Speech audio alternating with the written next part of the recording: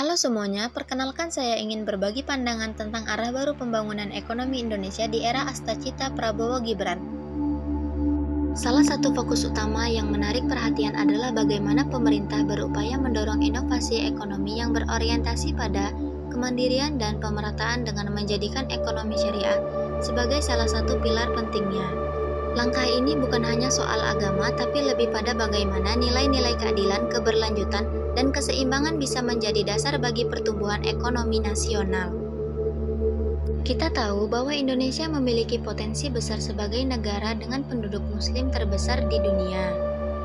Potensi ini sebenarnya bukan hanya soal jumlah, tetapi juga kekuatan budaya dan spiritual yang bisa mendorong perilaku ekonomi yang lebih etis dan inklusif.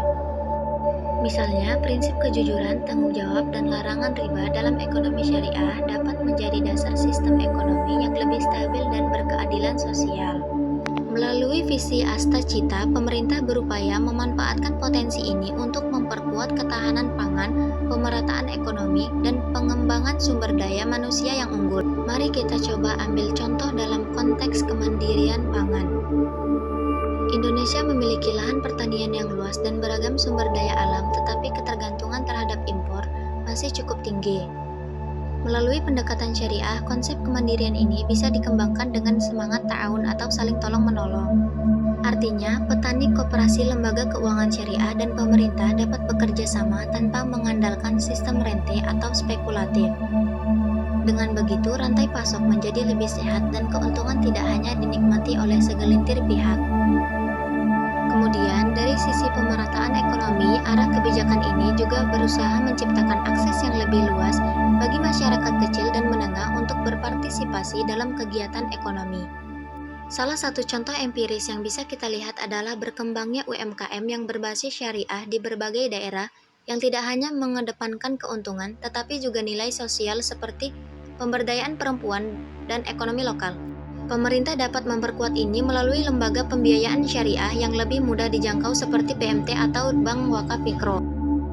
Selain itu, pengembangan sumber daya manusia unggul menjadi kunci agar sistem ekonomi syariah tidak hanya bersifat normatif tapi benar-benar produktif dan modern. SDM yang memahami teknologi digital, keuangan syariah, dan prinsip halal value chain akan menjadi motor penggerak inovasi baru. Misalnya, integrasi antara halal industri dengan kreatif ekonomi dapat membuka peluang besar seperti dalam sektor kuliner, fashion, dan pariwisata halal. Lalu, rasionalisasi BUMN dan investasi juga tidak lepas dari visi ini.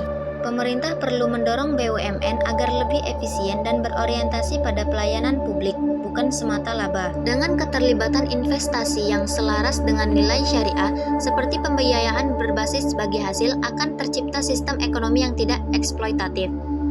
Pendekatan ini bisa membuka ruang kerjasama antara pelaku usaha nasional, investor luar negeri, dan lembaga keuangan syariah global selama semua pihak berpegang pada prinsip transparansi dan berkelanjutan.